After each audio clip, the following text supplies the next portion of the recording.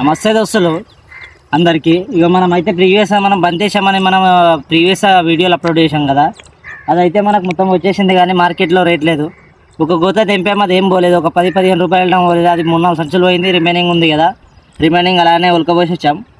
ఇప్పుడు ఏంటంటే మొత్తం ఇక దానికి వచ్చేసి మనకు ఒక 10,000 మొలక వరకు పడింది. మనకు ఒక మినిమం దీనికి వచ్చేసి ఒక 20,000 వరకు నారుకైంది. మిగతా వేరే ఖర్చులు వచ్చేసి మనకు ఒక 30,000 వరకు అయింది. మొత్తం 50,000 వరకు అయింది.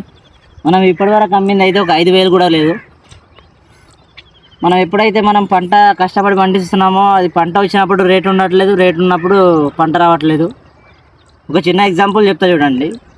మనం వాడిని అయితే ఫస్ట్ టైం మనం మార్కెట్కి వెళ్ళింది అయితే నేను ఒక 6th 7th క్లాస్లో పోయా, 2011 and 12. ఆ టైంలో నేను 6 క్లాస్ 7వ క్లాస్ చదువుతున్నా.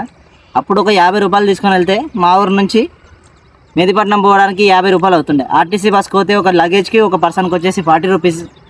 మన ఎప్పటికీ మన లక్ష్మీనగర్ చౌరస్తాకి అక్కడ నుంచి ఒక ఆటో అతను మనకు డైరెక్ట్ ఒక 10 రూపాయలు తీసుకొని మార్కెట్లో వేస్తుండే.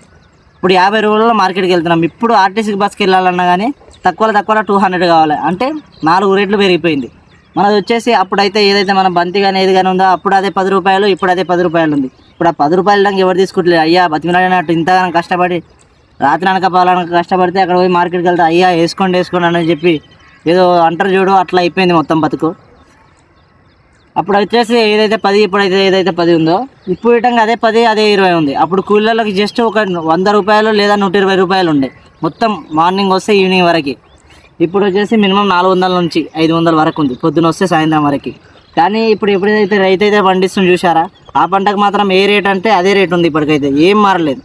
దీన్ని బట్టి మనం ఏంటంటే వ్యవసాయం చేస్తే ఏం మిగలట్లేదు కూడా.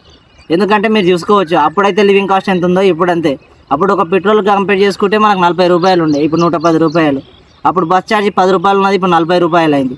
కానీ మనం పండించే పంటకు మాత్రం అప్పుడు ఏదైతే 10 రూపాయలు ఉందో ఇప్పుడు అదే 10 రూపాయలు.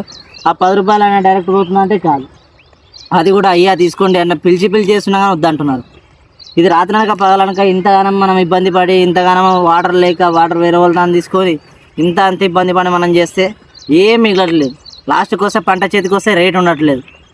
ఓకే ఫ్రెండ్స్, ఇది నేను ఒక్కనే ఫేస్ చేస్తున్న ప్రాబ్లం కాదు, ప్రతి ఒక్క రైతు. ఇప్పుడు ఎవరిని మీరు ప్రీవియస్కి వెళ్ళి అప్పుడు ఎట్లుంది ఇప్పుడు ప్రతి రైతు అదే చెప్తాడు. ఎందుకంటే భూమి ఉన్నది కాబట్టి ఎంతో అంత అది చేయకపోతే మనకు మనసు నచ్చదు, చేస్తేనేమో ఇలా ఉంది. ఒకసారి మీరు ఇంకా కావాలనుకుంటే ఎవరన్నా నేను అవదని చెప్తున్నాను అనుకుంటే వేరే రైతులను అడగండి, అప్పుడు ఎలా ఉందో ఇప్పుడు అలా ఉంది. ఏం మారదు, ఇంకా 10 సంవత్సరాలు అయినా కానీ ఏం మారదు. రైతు రాజు కాదు, రోజు రోజుకు బిచ్చగాడే. Okay friends.